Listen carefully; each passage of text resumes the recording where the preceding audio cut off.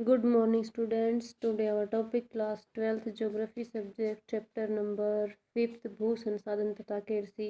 अब इस चैप्टर में मैं आपको बहुत सारी कृषि जो मुख्य प्रकार से गेहूं, चावल, चाय, कॉफ़ी, बाजरा, गन्ना आदि कृषियों के बारे में बता चुकी हूँ। तो आज हमारा नेक्स्ट टॉपिक होगा कि जो भारतीय कृषि है इनके सामने क्या क्या समस्याएं आ जाती है जिसके कारण फसल हमारी नहीं हो पाती है।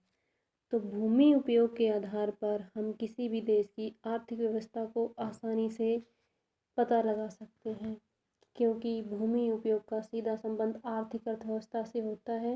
भारत का कुल क्षेत्र भौगोलिक क्षेत्रफल जो है वो हमारा 32.89 करोड़ हेक्टेयर है। उस पर विभिन्न प्रकार के प्राकृतिक भूदृश्य पाए जाते हैं। यहाँ की जो धरातलीय क्षेत्रीय विभिन्नता है वो अत्यधिक मात्रा में पाई जाती है। पॉइंट नंबर फर्स्ट, कृषि के लिए अनुपलब्ध भूमि जो कि दो प्रकार की होती हैं। एक तो गैर कृषि कार्यों में प्रयुक्त भूमि होती है, दूसरी हमारी बंजर व कृषि अयोग्य भूमि में प्रयुक्त होती है।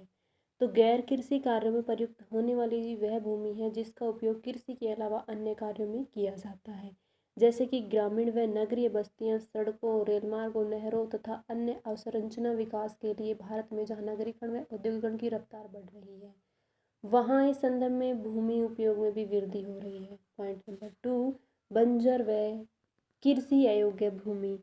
भूमि बंजर पहाड़ी भूभाग, मरुस्थल के खड्ड इत्यादि इस संवर्ग में शामिल किए जाते हैं। यदि सामान्य प्रौद्योगिकी की मदद से इस भूमि को कृषि योग्य नहीं बनाया जा सकता, लेकिन कुछ दशकों में वैज्ञानिक व तकनीकी विकास में वृद्धि के फलस्वरूप यह भूमि भारत में कम हो रही है, जबकि इस भूमि का कहीं ना कहीं प्रयोग किया जा रहा है।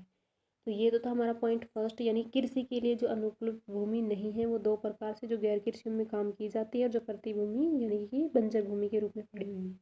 पॉइंट नंबर 2 है कि प्रति भूमि के अतिरिक्त अन्य कृषि योग्य अयोग्य भूमि भी है, जैसे हमारा स्थायी चारागाहों के रूप में प्रयोग की जाती है। विविध प्रकार की फसल, वृक्ष या उपवनों के रूप में प्रयोग की जाती है। कृषि योग्य भी बंजर भूमि हमारी है। तो ये 3 पॉइंट है हमारे प्रति भूमि के अतिरिक्त अन्य कृषि योग्य भूमि। तो जो हमारे स्थायी चारागाह हैं ये घास के मैदान हैं जिनमें अधिकतर पर ग्राम पंचायतें या सरकार का स्वामित्व होता है। इस भूमि का एक छोटा सा भाग निजी स्वामित्व में होता है। पंचायत के स्वामी वाली भूमि का साझा संपत्ति संसाधन कहा जाता है। हिमाचल प्रदेश में स्थायी चारागाहों के अंतर्गत सर्वाधिक भूमि 23% है। विविध फसल, तरु या उपवनों के रूप में जो यानी कि जो शुद्ध बोया गया क्षेत्रफल में शामिल नहीं होता है।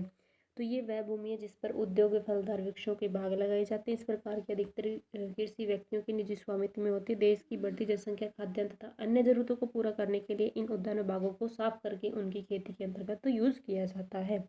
एंड पॉइंट थर्ड, कृषि योग्य बंजर भूमि जो है हमारी, ये वो भूमि है जो बंजर होने के कारण पिछले 5 सालों से हमने इस पर किसी प्रकार का कोई काम नहीं किया है। उत्तम बीज, रासायनिक खाद, सिंचाई की व्यवस्था के माध्यम से वैज्ञानिक विधियों के उपयोग से इस भूमि का उद्धार किया जा सकता है, यानी कि उसकी मिट्टी की उर्वरता को बढ़ाया जा सकता है। नेक्स्ट पॉइंट है हमारा थर्ड, जिसमें हमने प्रति भूमि के बारे में बताया। तो फर्स्ट पॉइंट था कृषि के लिए अनुपलब्ध भूमि, सेकंड था प्रति भूमि के अतिरिक्त अन्य कृषि अयोग्य भूमि।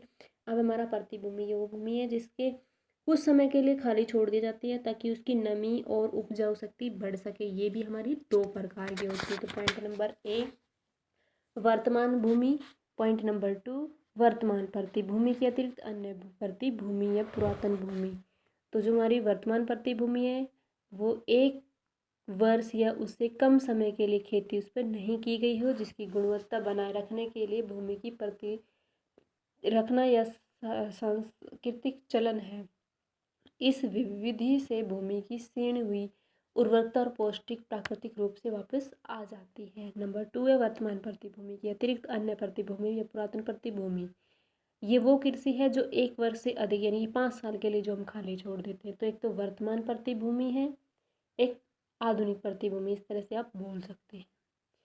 अब आता है हमारा नेक्स्ट जो टॉपिक है वो है हरित क्रांति की विशेषताएं, क्योंकि हरित क्रांति के माध्यम से हमने प्रोडक्शन को ज़्यादा इंक्रीज कर लिया है।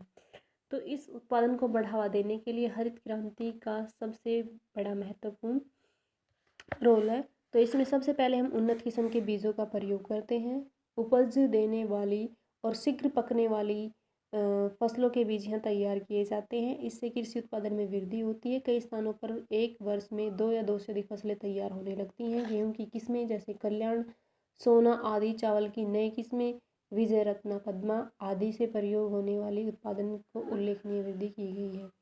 लगभग 700 लाख हेक्टेयर भूमि पर उन्नत बीज का प्रयोग किया जाता है। नेक्स्ट हुआ उर्वरक का प्रयोग करके कृषि नई कृषि नीति के अंतर्गत रासायनिक उर्वरकों के प्रयोग को प्रोत्साहन दिया गया है, जिसमें उत्पादन का बढ़ना उल्लेखनीय यानी उसमें वृद्धि होती है, जो कि 1967-68 में हमारा 11 लाख टन उर्वरकों का प्रयोग किया गया था, जो बढ़कर 1989 और 90 में 140 लाख टन हो गया था। तो उर्वरकों के माध्यम से इसमें इतना डिफरेंस देखने को मिला है, जिसमें से समस्त भारत अपनी आवश्यकता के केवल 55% उर्वरक पैदा करता है, शेष को आयात भी कर लेता है। नेक्स्ट पॉइंट है सिंचाई क्षेत्र का विस्तार, कि यहाँ पे सिंचाई क्षेत्र के विस्तार से हरित क्रांति को बहुत सफलता मिली है। जैसे भारत में मानसून प्रदेश का सिंचाई का बहुत बड़ा महत्व है। भारत में नहरें, कुएं, नलकूप, तालाब सिंचाई महत्वपूर्ण के कारक हैं। कीटनाशक औषधियों का प्रयोग, अधिक उत्पादन देने वाली फसलों को कीड़ा बीमारियों से बचाने के लिए हम कीटनाशक दवाइयों का अधिक प्रयोग करते हैं, जिसने हरित क्रांति को बढ़ावा दिया है। आधुनिक कृषि यंत्रों का भी यहाँ पर प्रयोग किया जाता है, जैसे ट्रैक्टर है, कंबाइन है, हार्वेस्टर है, थ्रेशर है, पिकर है, ड्रिल है, बिजली की मोटरें हैं, पंपिंग सेट है। कृषि यंत्र भी अन्य छोटे छोटे जो यंत्र भी होते हैं, इन सभी ने उसमें प्रोडक्शन को बढ़ावा दिया। भूमि सुधार, जैसे कि हमारी जो वर्तमान प्रति भूमि पड़ी है या फिर हमारी गैर कृषि कार्य में जो भूमि हम बंजर भूमि को यूज़ कर लेते हैं, कृषि योग्य भूमि को उसमें यूज़ न करके उस पर कृषि कार्य करके ही उसमें सुधार कर लेते हैं। भू संरक्षण कार्यक्रम भी यहाँ पे चलाया गया। भूमि कटाव को रोकने के लिए, भूमि की उर्वरता शक्ति को बढ़ावा देने के लिए विभिन्न उपाय किए गए, जैसे कि शुष्क कृषि प्रणाली यहाँ पे लागू किया था, जिसमें कीलर भूमि या कंदरार युक्त भूमि कृषि योग्य बनाया गया था। उसमें जल पलायन, सारियता, भू संरक्षण के कार्यक्रम भी यहाँ पे अपनाए गए थे। और नेक्स्ट पॉइंट हमारी गहन कृषि, कि पहले जीविका निर्वाह कृषि की जाती थी, लेकिन धीरे धीरे करके इसको गहन कृषि के रूप में बदला गया। कई राज्यों के भूखंडों के स्तर गहन कृषि तथा पैकेज प्रोग्राम आरंभ किए गए। कालांतर में इसको गहन कृषि कार्यक्रम क्षेत्र में बदला गया। इससे किसानों को कृषि में प्रयोग होने वाले सभी साधनों को प्रदान किए गए ताकि उत्पादन को बढ़ाया जा सके। तो आज के लिए था हमारे ये 2 टॉपिक। तो ये चैप्टर जो है वो हमारा कंप्लीट हो चुका है। फिफ्थ नेक्स्ट डे हम नेक्स्ट चैप्टर स्टार्ट करेंगे। Thank you.